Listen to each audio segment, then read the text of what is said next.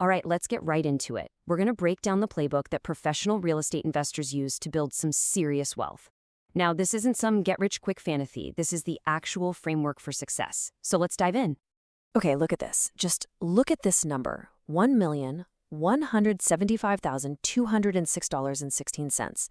This isn't a hypothetical number I pulled out of thin air. It's not a lottery ticket. This is a real, actual proceeds check from a single real estate deal. So the big question is, how on earth do you get to a number like that? Well, I can tell you it's not about luck, and it's definitely not about some secret handshake. It's a systematic, professional approach that starts right up here, in your mind. Which brings us right to the first stage of the playbook, the professional's mindset. This is all about shifting how you think, from being just another investor to becoming an elite problem solver. Because, in real estate, that's where the real money is hiding. You've got to live by this mantra. Seriously, amateurs, they're always hunting for those perfect, shiny turnkey properties. But the pros? They know that by the time a property is perfect, all the profit has already been squeezed out. The real opportunity, the real upside, is in finding the problems that scare everybody else off. And this brings up another huge part of the pro mindset. You have to be ruthlessly objective. There's this great story about a super successful businessman. After his team would present any deal, he'd ask one simple question: but will the dogs like it? He wasn't talking about actual dogs, of course. He was asking if the customers, the tenants, the buyers would actually want it. It's not about whether you love the property. It's about whether the market is going to show up with their wallets. Okay, so you've got your mindset dialed in. What's next? Well, you can't do this stuff alone. Professional real estate is absolutely a team sport. It is time to assemble your A-team. Think of this team as your shield, your defense against total disaster. Without a great attorney, you're just walking into legal traps you can't even see. Without a sharp CPA, you're trusting bad numbers, and that's a recipe for failure. Without a solid broker, you're missing the best deals. Every single one of these roles is absolutely critical. And I gotta stress this, you can't do a good deal with a bad partner. Ever. And that applies to every single person on your team. The quality of your people is everything. I mean, a brilliant deal can be completely destroyed by a lazy broker or an inexperienced attorney. The people part is non-negotiable. Okay, so you have the right mindset, you're building your A-team, you find a property, you get an offer accepted. For an amateur, this is when they pop the champagne. But for a pro? No way. This is where the real work, the due diligence, actually begins. Professional due diligence, it really has three core parts. First up, the legal review.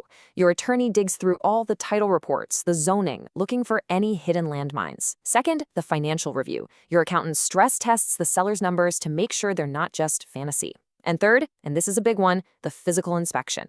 You and your team get on site, you walk the property, and you verify its condition with your own two eyes. And look, don't you ever underestimate getting your boots on the ground. There's this story of an investor who ran an environmental test on a new site. The results came back showing oil contamination, a total deal killer, right? But instead of just panicking and walking away, they went to the property. And what did they find? The backhoe they used for the test was leaking oil. The site was totally clean. A simple, hands-on inspection saved the entire deal. All right, you've done your diligence, you've bought the asset, congratulations. But you're not done yet, not even close. Now you have to protect what you've built. In today's world, just owning an asset is only half the battle. You have to build a legal fortress around it. And this is a trap that so many people fall into. A living trust, that's for estate planning. Its whole job is to help your assets avoid probate court after you're gone. It offers zero, I mean literally zero, protection from lawsuits while you're alive. For that, you need an LLC, a limited liability company. The LLC creates a legal shield. It separates your business assets from your personal assets, and it is the absolute cornerstone of asset protection. And don't for a second think, oh, I'll just get a good insurance policy. Listen to this story about an investor we'll call Paul. He owned a fourplex in Aspen with just an insurance policy. Well, an avalanche came through, which of course his policy specifically excluded, and it wiped out the property. The insurance company refused to pay, and because he owned the property in his own name, all of his personal assets were on the line. A simple LLC could have protected everything. So let's pull all these threads together for our final section. We've talked about mindset, team, process, and protection.